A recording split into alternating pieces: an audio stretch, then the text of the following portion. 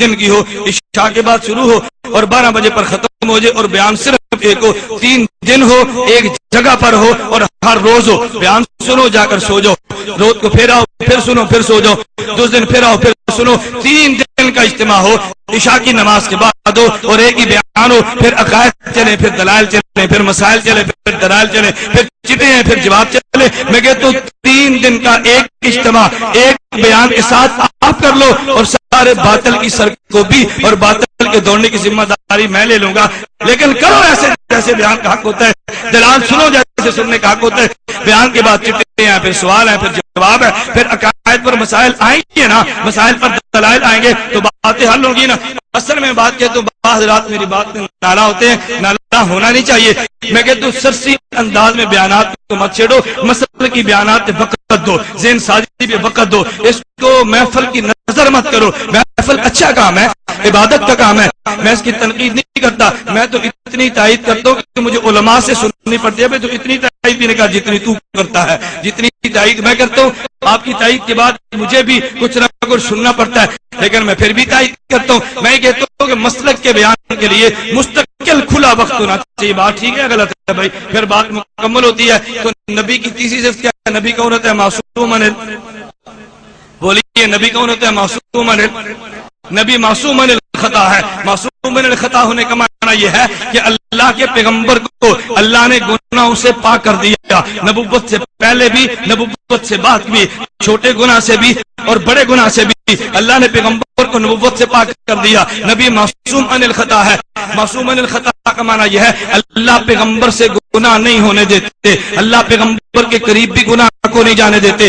اہل سنت والجماعت کا عقیدہ یہ ہے ہم غیر نبی کو معصوم نہیں مانتے اور نبی کو غیر معصوم نہیں مانتے۔ جو نبی مانے اور معصوم نہ مانے ہم اس کو بھی سنی نہیں سمجھتے، اور جو غیر نبی کو معصوم مانے ہم اس کو بھی سنی بولیے نا، اور جو نبی کو غیر معصوم مانے ہم اس کو بھی سنی نہیں سمجھتے، اور جو انسان غیر نبی کو غیر معصوم مانے ہم اس کو بھی سنی نہیں سمجھتے۔ ہم کہتے ہیں نبی معصوم عن الخطا ہے۔ معصوم عن الخطا پہ میں بات کرتا ہوں، چلو میں اس کو چھوڑ دیتا ہوں، عصمت انبیاء پہ رکھ لیتے ہیں۔ جب عصمت انبیاء پہ کبھی آپ لوگ رکھے پھر معصوم عن الخطا پہ میں گفتگو، اس پہ دلائل اور سوال و جواب کا سلسلہ شروع کروں گا۔ عصمت کے بارے میں ہمارا نظریہ ہے کیا؟ میں ایک سوال درمیان میں ڈالنے لگا، جو لوگ نبی کو معصوم نہیں مانتے وہ ایک اشکال پیدا کرتے ہیں، اس اشکال کا جواب سن لو۔ ان کا اشکال بھی قرآن ہے، کہتے ہیں ہم قرآن پیش کرتے ہیں، تم ہمارا قرآن نہیں مانتے، بھئی تم قرآن پیش کرو کون سا؟ کہتے ہیں اللہ قرآن میں اعلان کرتا ہے،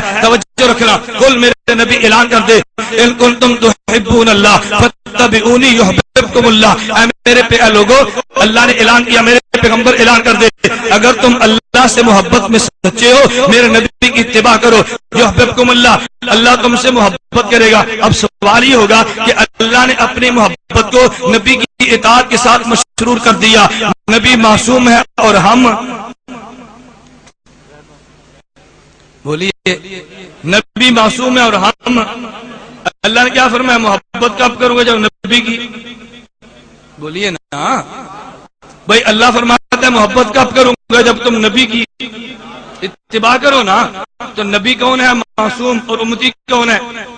تو کیا غیر معصوم معصوم کی کامل اتباع کر سکتا ہے؟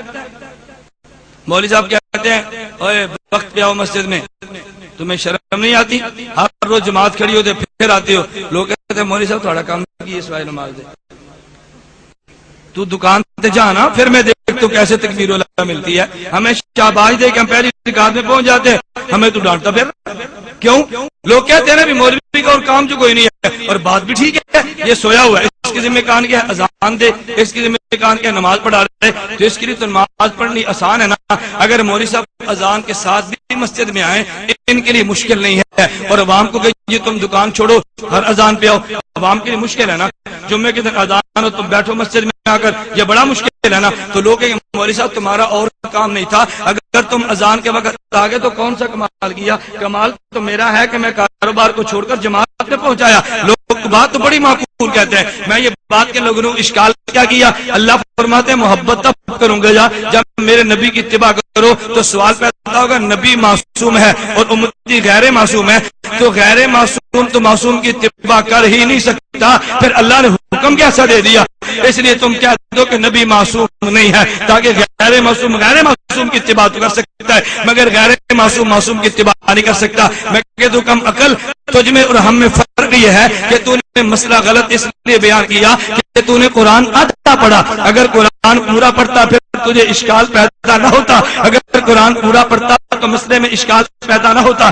جیسے ہم کہتے ہیں نا اللہ کی بات مانو, نبی کی بات مانو, ائمہ کی بات مانو, لوگ کہتے ہیں نہیں صرف اللہ کے رسول کی بات مانو. بھائی کیوں مانو؟ کہتا ہے قرآن کہتا ہے فَإِن تَنَازَعْتُمْ فِي شَيْءٍ فَرُدُّوهُ إِلَى اللَّهِ وَالرَّسُولِ. اللہ کہتے ہیں اختلاف ہو جائے تو اللہ کے رسول کی بات مانو. میں کہتا تو نے آدھا قرآن پڑھا تو مسئلہ آدھا بیان کیا نا, ذرا قرآن شروع سے پڑھنا. قرآن کہتے ہیں یا ایھا الذین آمنوا اطیعوا اللہ, اللہ کی بات مانو, واطیعوا الرسول, نبی کی بات مانو, واولی الامر منکم, فقہا کی بات مانو.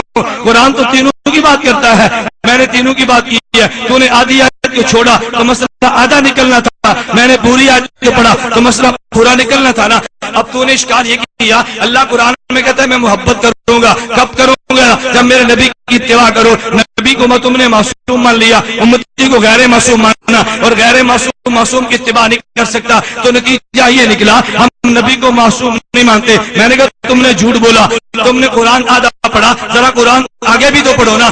اب سنو, قرآن کہتے ہیں ان کنتم تحبون اللہ فاتبعونی یحببکم اللہ. اگر تم میری محبت چاہتے ہو, میرے نبی کی اتباع کرو, میں اللہ تم سے پیار کروں گا. یا اللہ تو ہم سے پیار کرے گا. تو نے عجیب شرط لگا دی ہے. شرط تو نے کون سی لگائی؟ جیسے مولوی صاحب نے مسجد میں بیان کیا, لوگوں گناہوں سے بچو, گناہوں سے بچو, اللہ کو راضی کرو. اگر تم نے گناہ کیا پل صراط سے کیسے گزرو گے؟ مولوی صاحب نے مسئلہ بیان کر دیا. ارے پل صراط تو ایسا ہے 500 سال چڑھتے ہوئے, 500 سال گزرتے ہوئے, 500 سال اترتے ہوئے, 1500 سال کا لمبا سفر ہے.